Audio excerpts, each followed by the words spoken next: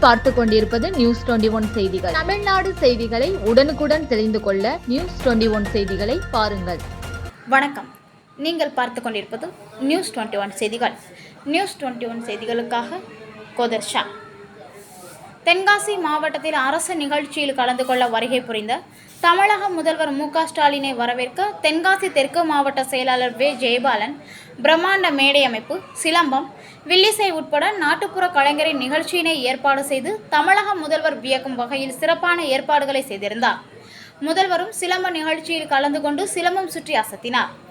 தென்காசி மாவட்டத்தில் காசி விஸ்வநாதர் ஆலயத்திற்கு குடமுழுக்கினை சிறப்பாக செய்திருந்த தமிழக முதல்வருக்கு நன்றி தெரிவிக்கும் வகையில் தென்காசி கோவில் கோபுரத்தின் மாதிரியை 25 இடங்களில் தென்காசி தெற்கு மாவட்ட செயலாளர் வே. ஜெயபாலன் தொண்டர்களோடு தொண்டனாகவே மாறி அனைத்து ஏற்பாடுகளையும் செய்திருந்தார்.